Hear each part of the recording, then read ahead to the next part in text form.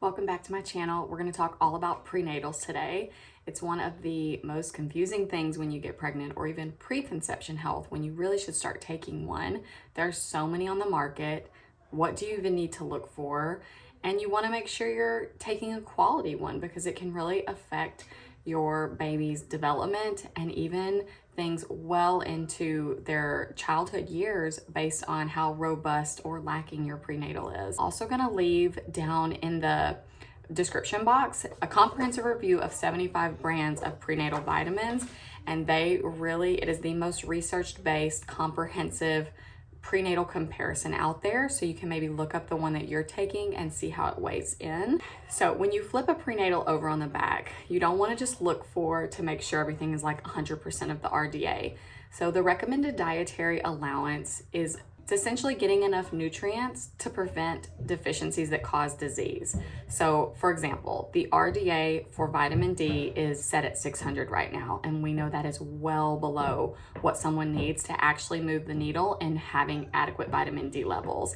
About 4,000 IUs per day is recommended during pregnancy based on current research. So if you just did 100%, if you just saw 100%, you were getting your 600, you're more than likely going to be deficient. It can increase your risk for things like preeclampsia, gestational diabetes, low birth weight in your infant. So some real significant outcomes for your infant if your prenatal only had 600 IUs versus the recommended around 4,000. And how would you know that if you flip it over and it says 100%? Of course you would think that that's great, but the RDA is really set to prevent rickets versus optimal nutrition for a mom and a baby.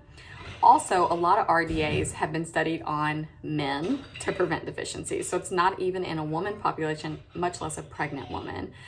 So I love that Needed has put out this comprehensive review so that you can really see what the current science says versus the RDA that's a little bit outdated. So the first thing you want to look at in your prenatal is the form. So if it's a bunch of synthetic vitamins versus from a whole food form, it's not going to be as well absorbed and as well utilized. We really want to use the whole food form if we can. Something else to consider is if you are taking like a one a day or your prenatal is just like 1, 2, 3 capsules, there's no physical way that you can fit all the nutrients you need in pregnancy into 3 or less capsules.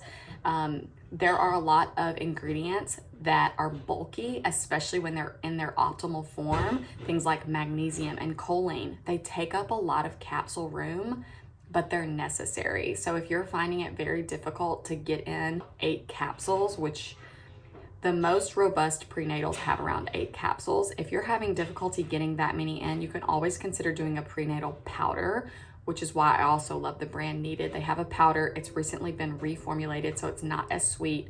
It's got a vanilla flavor. You can mix it into smoothies, oatmeal, yogurt. Those are my top 3 ways to have it. One of the first things I look for is the B vitamins. Are they methylated? When I think about methylated, I think of them being in the active form. So if your prenatal says folic acid, that is the synthetic form of folate. And 60% of the population can't actually make that conversion from folic acid to folate to use it. And we need adequate levels of folate for babies' brain development and also to prevent neural tube defects. It's really important. And as important as folate is, we're also learning how important choline is.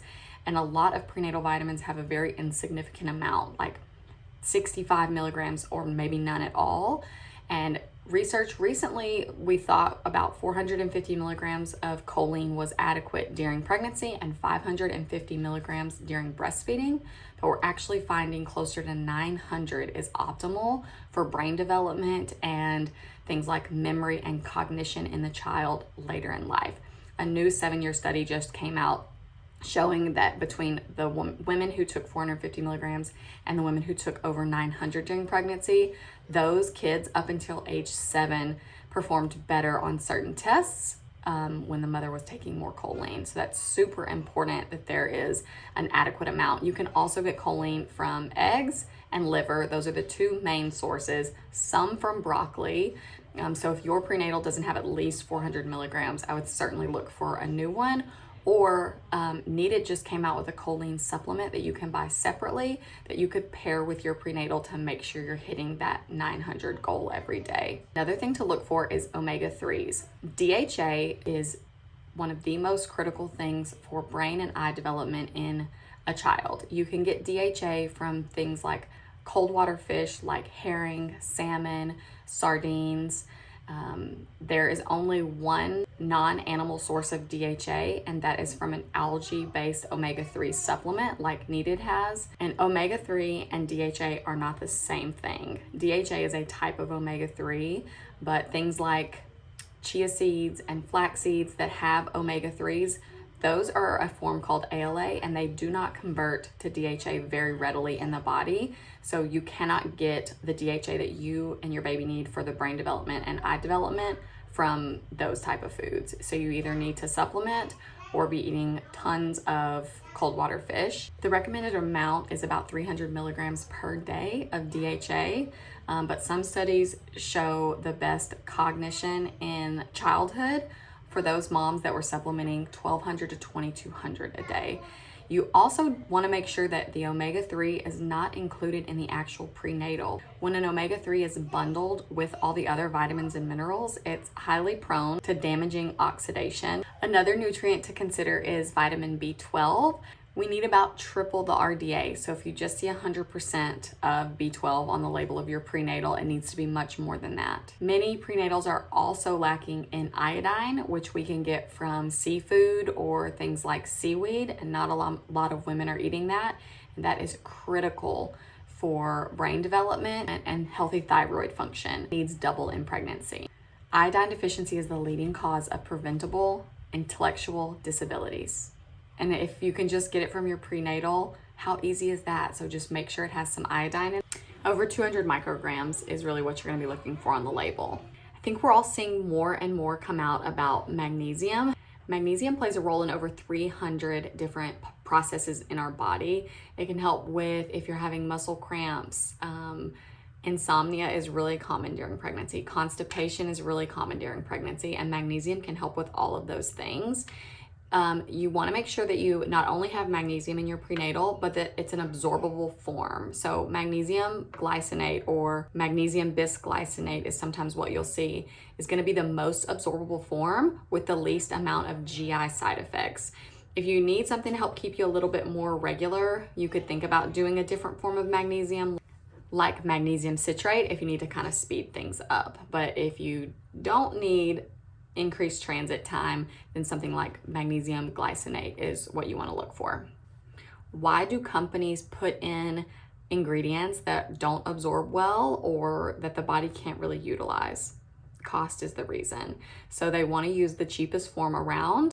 You really don't want iron in your prenatal vitamin. It can compete with other minerals trying to be absorbed, and not everyone needs an iron supplement during their pregnancy. Iron is one of those ingredients that you can easily get from animal foods or even something like cooking in a cast iron pan. Most physicians will test your iron panel just to make sure that you have adequate stores, especially before giving birth.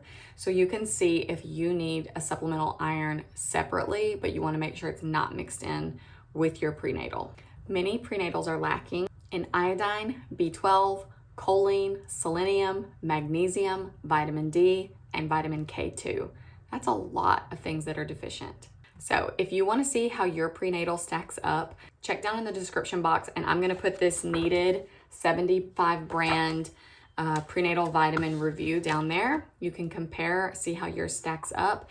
And if you need a really great prenatal, my favorite brand is Needed. They went line by line for every single ingredient in their prenatal, made sure it was the most absorbable form, made sure what the current recommendation is for a dose, and put that in there. There's 8 capsules. That's a lot to swallow. You can split it up, a few with each meal. You could do 4 in the morning, 4 at night. I just mix up some powdered magnesium from Gut Personal, and I just take mine.